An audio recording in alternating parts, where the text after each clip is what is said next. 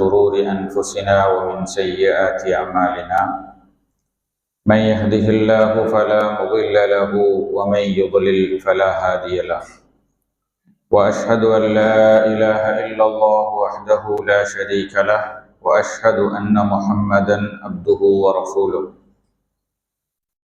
يا أيها الذين آمنوا اتقوا الله حق تقاته ولا تموتن إلا وأنتم مسلمون يا أيها الناس اتقوا ربكم الذي خلقكم من نفس واحدة وخلق منها زوجها وبث منهما رجالا كثيرا ونساء واتقوا الله الذي تساءلون به والأرحام إن الله كان عليكم رقيبا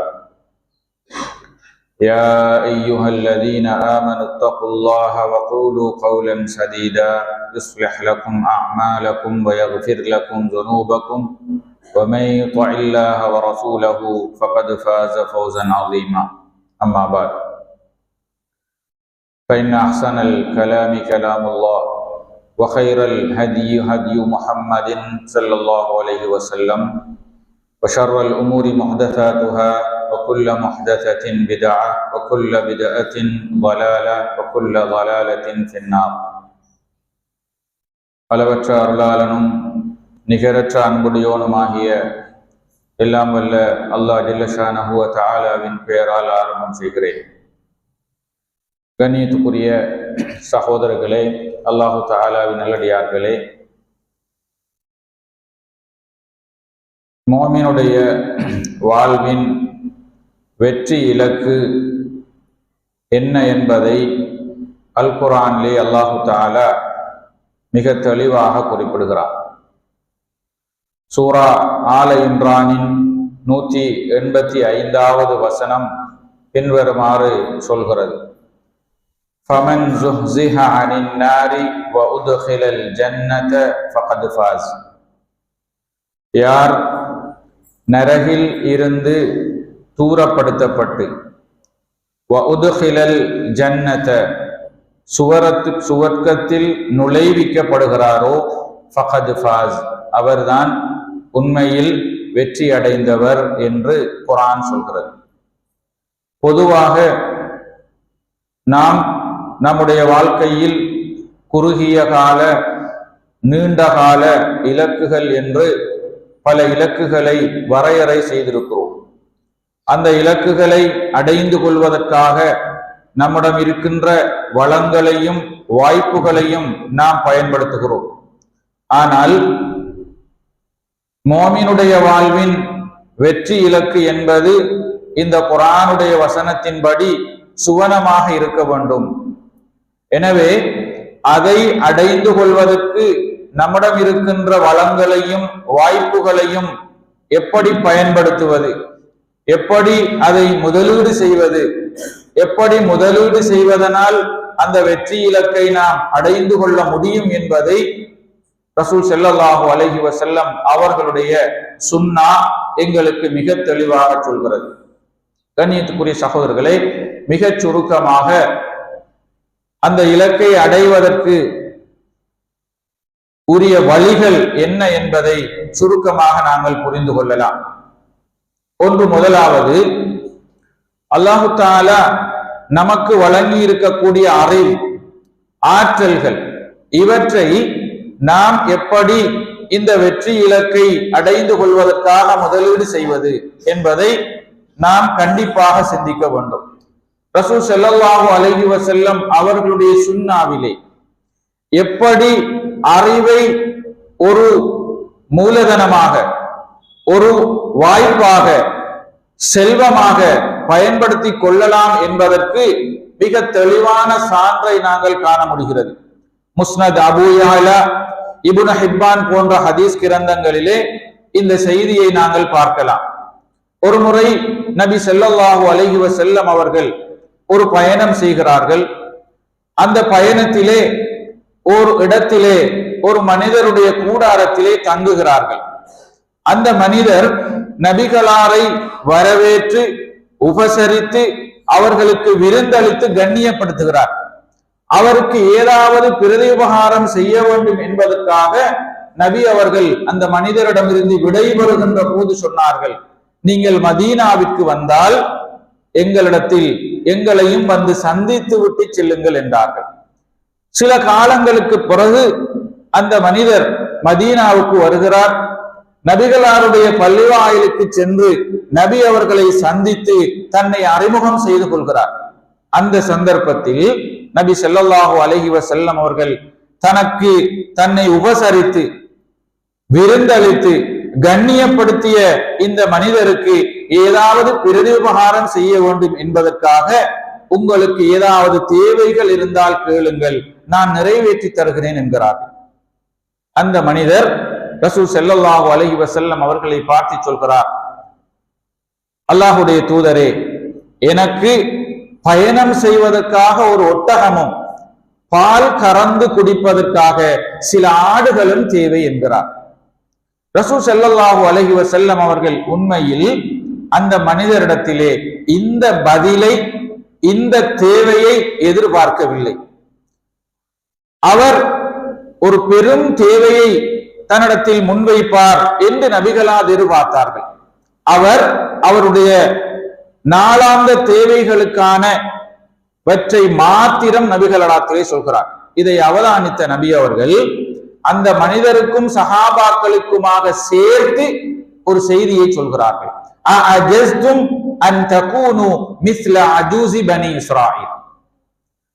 பனு இஸ்ரவேலர்களில் இருந்த மூதாட்டி, அந்த வயது முதிர்ந்த பெண்மணியை போன்றாவது உங்களால் இருக்க முடியாமல் போய்விட்டதா என்று கேட்டார்கள். சஹாபாக்களுக்கு இந்த செய்தி ஆச்சரியமாக இருந்தது. நபி அவர்கள் எதை சொல்ல வருகிறார்கள்? சஹாபாக்கள் கேட்கிறார்கள், யா ரசூலல்லாஹ், யார் அந்த பனு இஸ்ரவேலர்களில் மூதாட்டி என்பவர்? நபிகளார் சொன்னார்கள், நபி மூசா அலைஹிஸ்ஸலாம் அவர்கள் எகிப்திலே இருந்த பனு இஸ்ரவேலர்களை அழைத்து கொண்டு அவர்கள் வேறு பிரதேசத்திற்கு பயணம் செய்ய ஆரம்பித்த போது அவர்களால் பயணத்தை தொடர முடியாமல் போனது. பாதை இருளடைந்து விட்டது. தங்களுடைய பயணத்தை இடைநடுவிலே அவர்கள் நிறுத்த வேண்டிய அவசியம் ஏற்பட்டது. அப்போது எல்லோருமாக தங்களுக்குள் பேசிக் கொள்கிறார்கள். பனு இஸ்ரவேலர்களிலே இருந்த அறிஞர்கள் நபி மூசா அலைஹிஸ்ஸலாம் அவரிடத்திலே போய் சொல்கிறார்கள், நபி அவர்களே, எங்களுடைய பயணம் தடைப்படுவதற்கு என்ன காரணம் என்றால், ஒருவேளை நாங்கள் உங்களுக்கு முன்னர் நபி யூசுப் அலைஹிஸ்ஸலாம் அவர்களோடு ஒரு வாக்குறுதி கொடுத்திருக்கிறோம். அந்த வாக்குறுதியை நாங்கள் நிறைவேற்றாமல் இந்த பயணத்தை தொடர்வதனால் இந்த தடை உருவாகி இருக்கலாம் என்று நாங்கள் கருதுகிறோம். என்ன தடை, என்ன வாக்குறுதி? அவர்கள் சொல்கிறார்கள், நபி யூசுப் அலைஹிஸ்ஸலாம் மரணிப்பதற்கு முன்னர் எங்களிடத்திலே ஒரு உறுதிமொழி எடுத்துக்கொண்டார்கள். நீங்கள் இங்கிருந்து எகிப்திலே இருந்து வெளியேறி வேறு ஏதாவது பிரதேசங்களுக்கு போவதாக இருந்தால், நான் மரணித்து அடக்கம் செய்யப்பட்டிருக்கிற என்னுடைய அந்த மண்ணறையில் இருந்து என்னுடைய உடலையும் நீங்கள் எடுத்துக்கொண்டு செல்லுங்கள். எனவே அதை எடுக்காமல் நாங்கள் பயணம் செய்வதனால் தான் இப்படி ஒரு தடங்கல் உருவாகி இருக்கிறதோ என்று நாங்கள் எண்ண தோன்றுகிறது என்று சொன்னார்கள். உடனே நபி மூசா அலைஹிஸ்ஸலாம் அவர்கள், அப்படி என்றால் அந்த கபர், நபி யூசுப் அலைஹிஸ்ஸலாம் அவருடைய மண்ணறை எங்கிருக்கிறது என்று விசாரித்தார்கள். அங்கிருந்த பனு இஸ்ரவேல் எல்லோரும் சொன்னார்கள், அந்த தகவல் எகிப்திலே வாழுகிற ஒரே ஒரு மூதாட்டி பெண்மணிக்கு மாத்திரம்தான் தெரியும். அவரை வரவழைக்க சொன்னார்கள். அந்த பெண்மணி வந்தார். நபி மூசா அலைஹிஸ்ஸலாம் இடத்திலே சொன்னார்கள், நபி யூசுப் அலைஹிஸ்ஸலாம் அவருடைய கபர் மண்ணறை எங்கிருக்கிறது என்று சொல்லுங்கள். அப்போதுதான் அந்த பெண்மணி சொன்னார், நான் உங்களோடு சுவர்க்கத்தில் இருக்க வேண்டும் என்று விரும்புகிறேன். அதற்கு நீங்கள் உத்தரவாதம் தந்தால் அந்த மண்ணறை எங்கிருக்கிறது என்பதை நான் சொல்லுவேன் என்றார். இந்த செய்தியை தான் நபி ஸல்லல்லாஹு அலைஹி வஸல்லம் அவர்கள் சஹாபாக்களிடத்திலே பனு இஸ்ரவேலர்களிலே இருந்த மூதாட்டியை போன்றாவது உங்களால் இருக்க முடியாமல் போய்விட்டதா என்று கேட்கிறார்கள். பிறகு அந்த பெண்மணி பனு இஸ்ரவேலுக்கு அழைத்து கொண்டு ஒரு சதுப்பு நிலத்தின் பக்கம் செல்கிறார். ஒரு இடத்தை காட்டி அதை தோண்டுமாறு சொல்கிறார். தோண்டிய போது அங்கே நபி யூசுப் அலைஹிஸ்ஸலாமுடைய உடல் இருந்தது. நபிமார்களுடைய உடல்களை மண் தின்னாது என்ற அந்த ஹதீஸின் வாக்குறுதிக்கு அமைய நபி யூசுப் அலைஹிஸ்ஸலாமுடைய உடல் வெளியில் எடுக்கப்பட்ட போது அவர்களை சுற்றி இருந்த அந்த இருள் விலகியது. பாதையில் அவர்கள் பயணத்தை தொடர முடியுமான வாய்ப்பு உருவானது. இந்த செய்தியை தான் நபிகளார் ஸல்லல்லாஹு அலைஹி வஸல்லம் அவர்கள் சஹாபாக்களுக்கு சொல்கிறார்கள். கண்ணியத்துக்குரிய சகோதரர்களே, இங்குதான் அந்த பெண்மணி பனு இஸ்ரவேல் சமூகத்திலே வயது முதிர்ந்த நிலையில் வாழ்ந்து கொண்டிருக்கிறார். இன்றோ நாளைக்கோ தன்னுடைய மரணம் என்கிற நிலையில் அந்த பெண்மணியுடைய வாழ்வு இருக்கிறது. இருந்த போதும் அவருடைய வாழ்க்கைக்கான இலக்கை அவர் தெளிவாக வரையறை செய்திருக்கிறார். தன்னிடம் இருந்த ஒரே ஒரு ஆயுதம், தன்னிடம் இருந்த ஒரே ஒரு சொத்து, தன்னிடம் இருந்த ஒரே ஒரு வளம் அந்த நபி யூசுப் அலைஹிஸ்ஸலாமுடைய மன்னரை எங்கிருக்கிறது என்ற தகவல் மாத்திரம்தான். அதை அவர் எப்படி பயன்படுத்தினார், எப்படி தன்னுடைய வாழ்வின் இலக்கை அடைந்து கொள்வதற்காக அதை அவர் மூலதனமாக்கினார் என்பதுதான் இங்கு நாங்கள் சிந்திக்க வேண்டியிருக்கிறது. அந்த பெண்மணி மிக தெளிவாக தன்னுடைய இலக்கை அடைந்து கொள்வதற்கான வழியாக அந்த தகவலை அவர் பகிர்ந்து கொள்கிறார். உண்மையில் இன்று நாம் இருக்கின்ற நிலையில் நம்மிடம் இருக்கின்ற அறிவு, நம்மிடம் இருக்கின்ற தகவல்கள், நமக்கு அல்லாஹ் வழங்கி இருக்கின்ற ஆற்றல்கள் என்பது எப்படி பயன்படுத்தப்படுகிறது, எப்படி அதை முதலீடு செய்ய முடியும் என்பதற்கான மிக தெளிவான ஒரு முன்மாதிரியை இந்த நிகழ்வு எங்களுக்கு சொல்கிறது.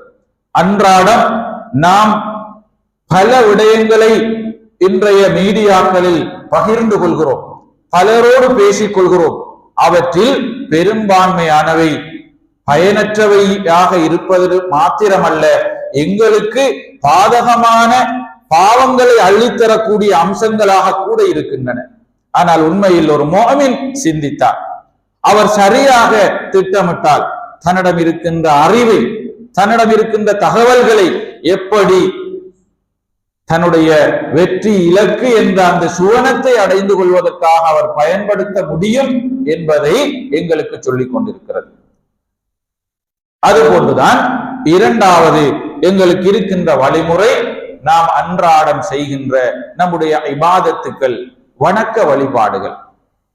அல்லாஹு தஆலா இந்த உலகத்தில் மனிதர்களை படைத்திருப்பது அவனுக்கு கட்டுப்பட்டு அவனுக்கு இபாதத்துக்கள் புரிந்து கொண்டு வாழ வேண்டும் என்பதுதான். அது வெறுமனே இபாதத்துக்களாக சடங்கு பூர்வமானவைகளாக மாத்திரமல்லாமல் அதுவும் அவனுடைய வெற்றி இலக்கை அடைந்து கொள்வதற்குரிய மூலதனமாகவும் அமைய வேண்டும் என்று எதிர்பார்க்கிறது. முறையாக அந்த இபாதத்துக்கள் உளப்பூர்வமாக செய்யப்படுகிற போது அதன் மூலமாகவும் தன்னுடைய இலக்கை அவன் அடைந்து கொள்ளலாம் என்பதை சுன்னா எங்களுக்கு முன்மாதிரியாக சொல்கிறது. ரசூல் ஸல்லல்லாஹு அலைஹி வஸல்லம் அவர்களுடைய சஹாபாக்களிலே ஒரு இளம் சஹாபி ரபிஆ பின் கஅப் அல் அஸ்லமி ரலியல்லாஹு அன்ஹு அவர்கள் 17வது வயதில் அஸ்லம் கோத்திரத்திலே இருந்து இஸ்லாத்தை ஏற்றுக்கொள்கிறார்கள். இள வயதிலே தன்னுடைய பெற்றோரிடத்திலே சென்று மதீனாவுக்கு ஹிஜ்ரத் செய்ய போவதாக அனுமதி கேட்கிறார்கள். பெற்றோருடைய அனுமதியோடு மதீனாவுக்கு வந்து சேர்க்கிறார். நபிகளாரோ இதை நம்பி விசுவாசித்து அவர்களோடு வாழ வேண்டும் என்ற ஆசையோடு மதீனாவுக்கு வருகிறார். வந்து அல்லாஹ்வுடைய தூதரிடத்திலே அறிமுகம் செய்து கொள்கிறார். மதீனாவிலே மஸ்ஜிதுன் நபவியிலே அஹ்லுஸ் சுஃபா என்கின்ற அந்த திண்ணை தோழர்களில் ஒருவராக தன்னையும் அவர் இணைத்துக் கொள்கிறார். அஹ்லுஸ் சுஃபா என்போர் மதீனாவிலே குடும்பங்களற்ற, உறவினர்கள் இல்லாத, தங்கள் வாழ்வதற்கு உரிய எந்த வீடு வசதிகளோ இல்லாத ஏழை சஹாபாக்கள், நபிகளாருடைய உதவியை நம்பி பள்ளி வாயிலில் வாழ்பவர்கள். அவ்வாறான சஹாபாக்களில் ஒரு இளம் சஹாபியாக இணைந்து கொண்டவர் தான் ரபிஆ பின் கஅப் அல் அஸ்லமி ரலியல்லாஹு அன்ஹு. நபிகளாரோடு மிக நெருக்கமாக இருந்து அவர்களுக்கு பணிவிடை செய்வதிலேயே தன்னுடைய காலத்தை கடத்தினார்கள். நபிகளாருடைய பணிகளை செய்வதிலேயே மிக கூடுதலாக தன்னுடைய வாழ்நாளை செலவழித்தார்கள். சில வேளைகளில் அவர்கள் சொல்கிறார்கள், நபிகளார் இஷா தொழுதுவிட்டு வீடு தன்னுடைய அறைக்குள் சென்று விட்டால் அவர்களுடைய அறையின் வாயிலில் நான் அமர்ந்திருப்பேன். இரவு வேளைகளில் அவர்கள் விழிக்கின்ற போது ஏதாவது தேவை ஏற்பட்டால் கூட அதை செய்து கொடுக்க வேண்டும் என்ற எண்ணத்தோடு சில வேளைகளில் நான் அதை எதிர்பார்த்து காத்திருந்து அவர்களுடைய வாயிலேயே உறங்கிய இரவுகளும் இருக்கின்றன என்று சொல்கிறார்கள். அந்த அளவுக்கு அல்லாஹுடைய தூதரின் மீதுள்ள நேசம், அவர்களுக்கு பணிவிடை செய்ய வேண்டும் என்ற ஆர்வம் அவர்களை இயக்கிக் கொண்டிருந்திருக்கிறது. இறுதியாக நபி ஸல்லல்லாஹு அலைஹி வஸல்லம் தனக்கு பணிவிடை செய்கின்ற இந்த சஹாபியை, இந்த இளைஞருக்கு ஏதாவது பிரதிபகாரம் செய்ய வேண்டும் என்பதற்காக அவரை அழைத்து சொல்கிறார்கள், ரபியாவே, உங்களுக்கு ஏதாவது தேவைகள் இருந்தால் சொல்லுங்கள், அதை நான் நிறைவேற்றி தருகிறேன் என்கிறார். ரபியா ரலியல்லாஹு அன்ஹு சொல்கிறார்கள், யா ரசூலல்லாஹ், சற்று அவகாசம் தாருங்கள், நான் யோசித்து சொல்கிறேன். சில நாட்களுக்கு பிறகு அவரை சந்தித்து கேட்கிறார்கள், ரபியாவே, உங்களுடைய தேவை என்ன, சொல்லுங்கள், நிறைவேற்றி தருகிறேன். அவர் சொல்கிறார், யா ரசூலல்லாஹ், அஸ்அலுக முராஃபகதக ஃபில் ஜன்னah, என்னுடைய எதிர்பார்ப்பு, என்னுடைய தேவை எல்லாம் உங்களோடு சுவர்க்கத்தில் நான் ஒன்றாக இருக்க வேண்டும், இதுதான் என்னுடைய தேவை என்கிறார். உண்மையில் நபிகளார் இந்த சஹாபியிடத்தில் எதிர்பார்த்தது இப்படி ஒரு பெரும் தேவையை கேட்பார் என்பதல்ல. அவர் ஒரு இளைஞர், ஒரு அஹ்லு சுஃபா என்கின்ற திண்ணை தோழர்களில் ஒருவர். அவருக்கு திருமணம் தேவை, வீடு தேவை, தொழில் தேவை என்ற உலகியல் தேவைகள் அத்துணையும் இருக்கிறது. ஆனால் அவர் அல்லாஹுடைய தூதரிடத்தில் முன்வைத்ததோ, அஸ்அலுக முராஃபகதக ஃபில் ஜன்னah, உங்களோடு சுவர்க்கத்தில் ஒன்றாக இருக்க வேண்டும். நபிகளார் கேட்கிறார்கள், இது அல்லாத வேறு ஏதாவது தேவைகள் உமக்கு இல்லையா? அவர் சொல்கிறார், இல்லை யா ரசூலல்லாஹ், நான் நீங்கள் முதன்முறையாக என்னுடைய தேவையை கேட்ட போது நான் யோசித்து பார்த்தேன். அல்லாஹுடைய தூதரிடத்திலே நாம் கேட்கின்ற போது எப்படியான தேவையை, எதிர்பார்ப்பை முன்வைப்பது? அல்லாஹுடைய தூதர் அல்லாஹ்விடத்தில் உயர்ந்த அந்தஸ்தில் இருக்கிறார்கள். அவர்களிடத்தில் இந்த உலகத்தோடு சம்பந்தப்பட்ட பொருளாதாரம் சார்ந்த விடயங்களை நாம் முன்வைத்தால், வசதி வாய்ப்புகளை கேட்டால் அது அத்துணையும் அழிந்து போகும். நாம் கேட்பது நிரந்தரமாக தனக்கு பயன் தருகின்ற ஒன்றாக இருக்க வேண்டும். அப்படியான ஒன்று எது என்று யோசித்து நானாக முடிவு செய்திருக்கிறேன் என்று சொன்ன போதுதான் ரசூல் ஸல்லல்லாஹு அலைஹி வஸல்லம் அவரை பார்த்து சொன்னார்கள், ஃபஅஇன்னி அலா நஃப்ஸிக பிகஸரத்திஸ் சுஜூத், அப்படி என்றால் நீங்கள் அதிகமாக சுஜூதுகளை செய்து எனக்கு உதவி செய்யுங்கள், நீங்கள் என்னோடு சுவர்க்கத்தில் இருக்கலாம் என்றார். கண்ணியத்துக்குரிய சகோதரர்களே, இங்கும் நாம் அன்றாடம் செய்கின்ற இபாதத்துக்களின் ஊடாக எப்படி எங்களுடைய வெற்றி இலக்கை அடைந்து கொள்வது என்பதற்கான முன்மாதிரியை அல்லாஹுடைய தூதர் முன்வைக்கிறார். அல்லாஹுடைய தூதர் அந்த சஹாபிக்கு ஃபஅஇன்னி அலா நஃப்ஸிக பிகஸரத்திஸ் சுஜூத், அதிகமாக சுஜூது செய்து எனக்கு உதவி செய்யுங்கள் என்பது அதிகமான சுன்னத்தான நஃபிலான தொழுகைகளை, வணக்கங்களை நிறைவேற்றுங்கள் என்று அவருக்கு ஆர்வப்படுத்துகிறார்கள். உண்மையில் ஃபர்லான வணக்கங்களில் கூட நாம் பொடுபோக்காக அலட்சியமாக இருக்கின்ற வேளைகளில் அல்லாஹுடைய தூதர் அந்த சஹாபிக்கு சொல்கிறார்கள், நீங்கள் சுன்னத்தான வணக்கங்களை அதிகம் நிறைவேற்றுங்கள், அதை மூலதனமாக வளமாக பயன்படுத்துங்கள், அதன் ஊடாக நீங்கள் என்னிடத்தில் சுவர்க்கத்தில் என்னோடு இருக்கலாம் என்று அவருக்கு வழிகாட்டி இருக்கிறார்கள், ஆர்வப்படுத்தி இருக்கிறார்கள் என்பதை பார்க்கிறோம். எனவேதான் நாம் எங்களோடு நாம் அதிகம் பேசிக்கொள்கிற விடயம் சுவர்க்கம் செல்ல வேண்டும், சுவனத்தில் நான் நுழைய வேண்டும், அல்லாஹுடைய அருளை பெற்று வாழ வேண்டும் என்ற பெரும் இலக்கோடு ஆசையோடு இருக்கிறோம். அதுதான் தம்முடைய வெற்றி இலக்கு என்பதை மிக தெளிவாக நாங்கள் நிறையம் செய்திருக்கிறோம். ஆனால் நாம் செய்கின்ற அன்றாட இபாதத்துக்களில், அன்றாட வணக்க வழிபாடுகளில் நாம் பெரும் அலட்சியத்தோடும் நடந்து கொண்டிருக்கிறோம். எனவேதான் இது குறித்து நாம் நம்முடைய இபாதத்துக்களை நிறைவேற்றுகிற போது இந்த பார்வையும் இந்த பின்னணியும் எங்களிடத்தில் இருக்கின்ற போதுதான் நாம் அந்த இபாதத்துக்களை உயிரோட்டமாக உள்ளச்சத்தோடு நிறைவேற்ற முடியும். இதன் ஊடாக நான் அந்த இலக்கை அடைந்து கொள்ள முடியும் என்ற அதுக்கு அடைந்து கொள்ள முடியுமான வகையில் அதை நிறைவேற்றுவதற்குரிய ஆர்வத்தை நாங்கள் பெறுவோம். எனவே கண்ணியத்துக்குரிய சகோதரர்களே, அல்லாஹு தஆலாவின் நல்லடியார்களே, இந்த இரண்டாவது வளம் என்பது நாம் மிக இலகுவாக செய்ய முடியுமான அன்றாடம் செய்ய வேண்டிய ஒரு அம்சமாக இருப்பதனால் எனவே அதையும் எப்படி நாம் பயன்படுத்த முடியும் என்பது குறித்து சிந்திக்கலாம். ரசூல் ஸல்லல்லாஹு அலைஹி வஸல்லம் சொன்னார்கள், மன் ஸல்லா ஃபீ யௌமின் வ லைலத்தின் 12 ரக்அத்தன் பனல்லாஹு லஹு பைத்தன் ஃபில் ஜன்னah. யார் ஒரு மனிதர் ஒரு நாளைக்கு 12 ரக்அத்துக்கள் சுன்னத்தான முன்பின் சுன்னத்துக்களை தொழுகிறாரோ அவருக்கு அல்லாஹ் சுவர்க்கத்தில் ஒரு வீட்டை கொடுக்கிறான் என்று சொன்னார். அன்றாடம் நாம் தொழுகின்ற ஃபர்லான தொழுகைகளுக்கு முன்பின் சுன்னத்துக்கள், சுபகுக்கு முன்னால் 2, லுஹருக்கு முன்னால் 4, பின்னால் 2, மாரிபுக்கு பின்னால் 2, இஷாவுக்கு பின்னால் 2 என்ற இந்த நடைமுறையை தொடர்ந்தும் ஒருவர் ஒவ்வொரு நாளும் பின்பற்றி வந்தால் அல்லாஹு தஆலா அவருக்காக சுவர்க்கத்தில் ஒரு வீட்டை கட்டுகிறான் என்றார்.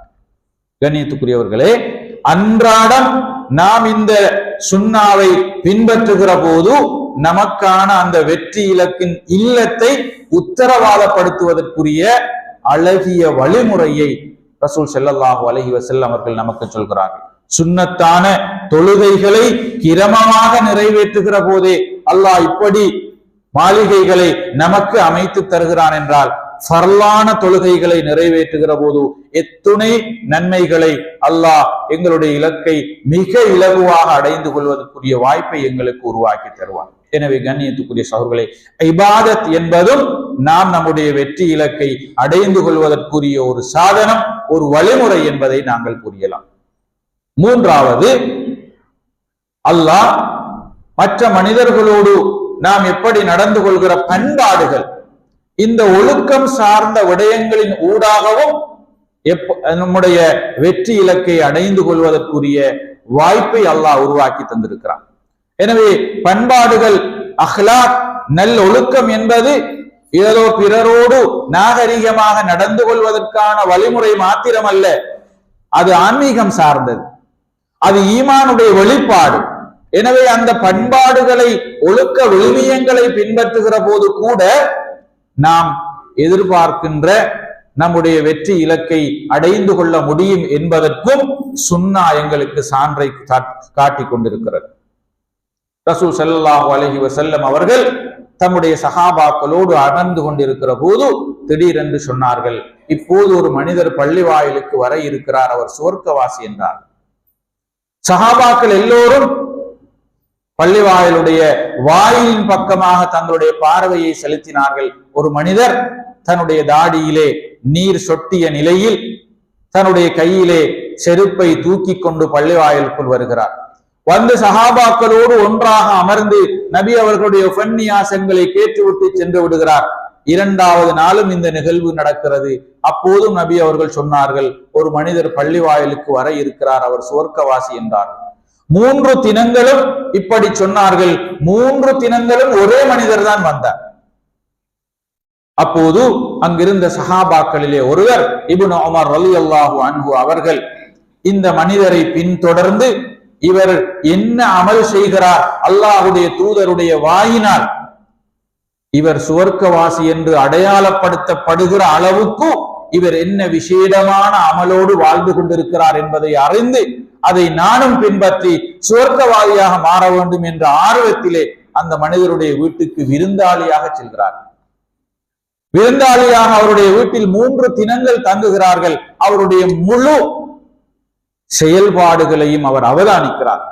இரவிலே அவருடைய அமல்கள் எப்படி இருக்கிறது, பகலிலே அவருடைய ஏனைய அம்சங்கள் எப்படி இருக்கிறது என்பதை அவதானித்து விட்டு 3 தினங்கள் முடிவடைந்த நிலையில் தன்னுடைய பயணத்தை தொடங்கிய போது அவருக்கு விடை கொடுக்க போது அவரிடத்திலே சொன்னார், நபிகளார் 3 தினங்களாக உங்களை சுவர்க்கவாசி என்று அடையாளப்படுத்தினார்கள். உங்களிடத்தில் என்ன விசேஷம் இருக்கிறது என்பதை அறிந்து பின்பற்றி நானும் அதில் ஒருவராக மாற வேண்டும் என்பதற்காகவே தான் உங்களிடத்தில் விருந்தாளி என்ற பெயரில் தங்கியிருந்தேன். ஆனால் உங்களிடத்தில் எந்த விசேடமான வேறுபாடான அம்சங்களையும் நான் காணவில்லையே என்கிறார்.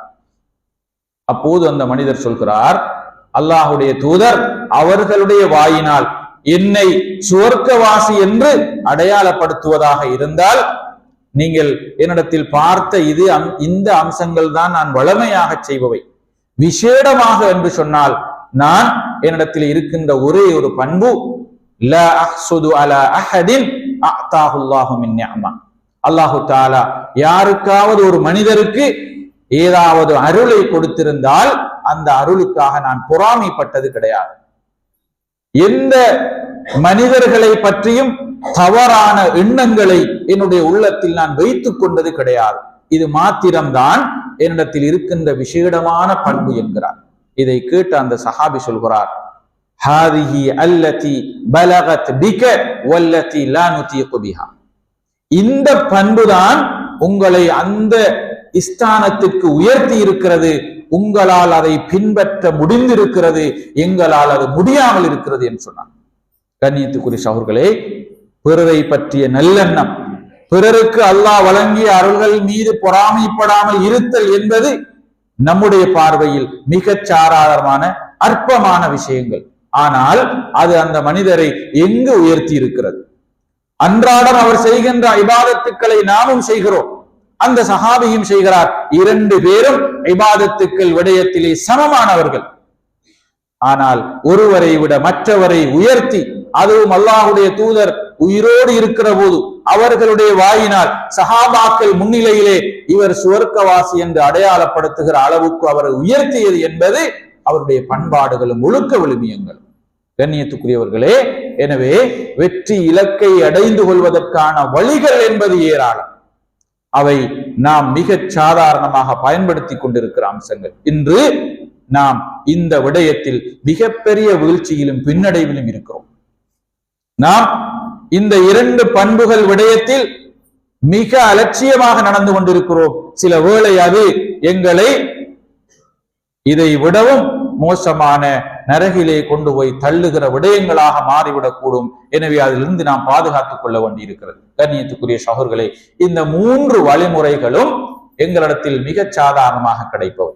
எனவே இதை எப்படி நாங்கள் முதலீடு செய்யலாம் என்பதை ஒவ்வொரு தனி மனிதரும் அவருடைய அறிவு, அவருடைய அனுபவம், அவருடைய ஆற்றல், அவருடைய சமூக சூழல் என்பதை வைத்து அவர் சிந்தித்து முதலீடு செய்கிற போது அது அவருடைய வெற்றி இலக்கை இலகுவாக அடைந்து கொள்வதற்குரிய வாய்ப்பாக இருக்கும். அல்லாஹு தாலா அந்த உயர்ந்த சுவனம் என்ற வெற்றி இலக்கின் சொந்தக்காரர்களாக எங்கள் அனைவரையும் கபூல் செய்து கொள்வானாக.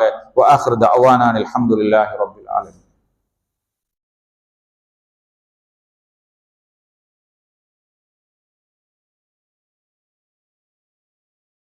அல்ஹம்துலில்லாஹ் அல்ஹம்துலில்லாஹி அல்லதி ஹதானா லில் இஸ்லாம் வஸ்ஸலாத்து வஸ்ஸலாமு அலா சய்யிதினா முஹம்மதின் வ ஆலிஹி வ ஸஹ்பிஹி அஜ்மஈன். கண்ணியத்துக்குரிய சகோதரர்களே, முஃமினின் வாழ்க்கையினுடைய வெற்றி இலக்கு சுவனம் என்பது, அதை அடைந்து கொள்வதற்கான வழிகள் என்ன என்பதில் 3 அம்சங்களை நாங்கள் பரிமாறிக்கொண்டோம். 4வது அல்லாஹு தஆலா நமக்கு வழங்கி இருக்கக்கூடிய செல்வம். இந்த செல்வமும் நாம் நம்முடைய வெற்றி இலக்கை அடைந்து கொள்வதற்கான ஒரு வளம். எனவே அந்த செல்வத்தை எப்படி முதலீடு செய்யலாம், முதலீடு செய்வதன் ஊடாக அந்த இலக்கை அடைந்து கொள்ளலாம் என்பதற்கும் சுன்னா எங்களுக்கு அழகிய முன்மாதிரியை தந்திருக்கிறது. ரசூல் ஸல்லல்லாஹு அலைஹி வஸல்லம் அவர்களிடத்திலே ஒரு மனிதர் வந்து சொல்கிறார், யா ரசூலல்லாஹ், நான் என்னுடைய வீட்டின் சுவரை சரி செய்து கொண்டிருக்கிறேன். அப்போது பக்கத்திலே அருகிலே இருக்கின்ற ஒரு மனிதனுடைய காணியிலே இருக்கின்ற ஒரு ஈச்ச மரம் அதன் குறுக்காக வந்திருக்கிறது. எனவே அந்த ஈச்ச மரத்தை எனக்கு தருமாறு நான் அந்த மனிதனிடத்தில் கேட்கிறேன். அவர் தருவதாக இல்லை. நீங்கள் அவரோடு பேசி அதை எனக்கு தர சொல்லுங்கள் என்கிறார். அந்த மனிதர் அந்த காணியின் சொந்தக்காரரை அழைத்து அவரிடத்திலே சொல்கிறார்கள், நீங்கள் அந்த ஈச்ச மரம் இருக்கின்ற பகுதியை இவருக்கு கொடுத்து விடுங்கள், அந்த ஈச்ச மரத்தை அவருக்கு கொடுங்கள், உங்களுக்கு சுவர்க்கத்தில் ஒரு ஈச்ச மரம் கிடைக்கும், அதுக்கு உத்தரவாதம் கிடைக்கும் என்கிறார். அந்த மனிதர் ஏற்றுக்கொள்ள தயாரில்லை. அவரோட அல்லாஹ்வுடைய தூதர் தன்னுடைய வாயினால் உத்தரவாதம் கொடுக்கிறார்கள், இந்த உலகத்தில் நீங்கள் உங்களுடைய காணியில இருக்கின்ற இந்த ஒரு ஈச்ச மரத்தை அவருக்கு கொடுங்கள், சுவர்க்கத்தில் உங்களுக்கு ஒரு ஈச்ச மரம் கிடைக்கும் என்கிறார். அப்படி என்றால் அவர் சுவர்க்கத்துக்கு செல்வார் என்பதும் அங்கு உத்தரவாதப்படுத்தப்படுகிறது. ஆனால் அவர் ஏற்றுக்கொள்ளவில்லை. இதை அபூ தஹ்தா என்கிற ஒரு சஹாபி கேள்விப்படுகிறார். அபூ தஹ்தா என்கிற சஹாபி மதீனாவில் செல்வந்த சஹாபாக்களில் ஒருவர், ஒரு பெரும் தோட்டத்தின் சொந்தக்காரர். சில வரலாறுகளிலே 600 காய்க்கின்ற ஈச்ச மரங்கள் நிறைந்த ஒரு பெரும் தோட்டம், அந்த தோட்டத்தின் நடுவே அவர் வசிப்பதற்கான ஒரு வீடு, அவர் அந்த வீட்டிலே குடியிருக்கிறார். மிக வளமான ஒரு பெரும் சொத்தாக மதித்து வைந்த ஒரு தோட்டத்தின் சொந்தக்காரர் இந்த செய்தியை கேள்விப்பட்டு அல்லாஹ்வுடைய தூதரிடத்திலே போய் சொல்கிறார், யா ரசூலல்லாஹ், அந்த ஒரு ஈச்ச மரத்தை இந்த உலகத்திலே வழங்கினால் சுவர்க்கத்தில் ஒரு ஈச்ச மரம் கிடைக்கும் என்று சொல்கிறீர்களே, அப்படி என்றால் அந்த ஒரு ஈச்ச மரத்திற்காக என்னுடைய இந்த பெரும் தோட்டத்தை நான் வழங்குகிறேன், நீங்கள் சொல்கிற அந்த சுவர்க்கத்தில் ஒரு ஈச்ச மரம் எனக்கும் கிடைக்குமா என்று கேட்கிறார். அல்லாஹ்வுடைய தூதர் கிடைக்கும் என்றார்கள். உடனே தன்னுடைய அந்த பெரும் சொத்தாக தனக்கு இருந்த ஒரே ஒரு மூலதனமாக இருந்த அந்த சொத்தை அல்லாஹ்வுடைய பாதையிலே தர்மம் செய்து அந்த மனிதருக்கு கொடுத்து அந்த ஒரு ஈச்ச மரத்தை அவர் வாங்கிக் கொள்கிறார். அல்லாஹ்வுடைய தூதர் அவருக்காக பிரார்த்தனை செய்கிறார்கள். பிரார்த்தனை செய்துவிட்டு அவர் தன்னுடைய வீட்டுக்கு ஓடி செல்கிறார். தன்னுடைய மனைவியும் பிள்ளைகளும் அந்த தோட்டத்தின் நடுவிலே இருக்கின்ற வீட்டில் குடியிருக்கிறார்கள். யா உம்ம தஹ்தா உக்ருஜி மினல் ஹாயித், மனைவியே தோட்டத்திலே இருந்து நீங்கள் வெளியில் வாருங்கள். ஃபஇன்னி பிஅதுஹா பினஹ்லத்தின் ஃபில் ஜன்னah, நான் இந்த தோட்டத்தை சுவர்க்கத்தில் ஒரு ஈச்ச மரத்திற்காக விற்பனை செய்து விட்டேன் என்கிறார். இதை கேட்ட அந்த மனைவியும் ரபிஹல் பைஉ, உங்களுடைய இந்த வியாபாரம் இலாபம் அடையட்டும் என்று தன்னுடைய கணவனுடைய செயலை அவர் பாராட்டுகிறார், பிரார்த்திக்கிறார். கண்ணியத்துக்குரிய சகோதரர்களே, இதுதான் சஹாபாக்கள் தங்களுடைய வெற்றி இலக்கை அடைந்து கொள்வதற்காக தங்களுடைய செல்வத்தை பயன்படுத்திய முன்மாதிரி. அவர்கள் எப்படி தன்னுடைய செல்வத்தை இந்த இலக்கை அடைந்து கொள்வதற்காக பயன்படுத்தினார்கள். அவரிடம் இருந்த ஒரே ஒரு சொத்து, அதுவும் மதீனாவில் மிகச் செழிப்புமிக்க தோட்டம் இருந்தாலும் சுவர்க்கத்தில் ஒரு ஈச்ச மரத்தை அடைந்து கொள்வதற்கு இது ஒன்றை தியாகம் செய்கிற அளவுக்கு, பெரும் தோட்டத்தை தியாகம் செய்கிற அளவுக்கு அவருடைய மனோநிலை இருந்திருக்கிறது. இன்றுதான் நமக்கும் அல்லாஹு தஆலா நிறைய சொத்துக்களை, செல்வங்களை தந்திருக்கிறான். எனவே அவை அல்லாஹுடைய பாதையில் தர்மம் செய்கிற போது, தியாகம் செய்கிற போது, செலவழிக்கப்படுகிற போது அது எப்படி எங்களுடைய வெற்றி இலக்கை அடைந்து கொள்வதற்குரிய வழியாக, மூலதனமாக அமையும் என்பது குறித்து நாங்கள் சிந்திக்க வேண்டும். சஹாபாக்கள் அதன் மீது அவர்களுக்கு நம்பிக்கை இருந்தது. அல்லாஹ்வுடைய தூதருடைய வார்த்தையின் மீது நம்பிக்கை இருந்தது.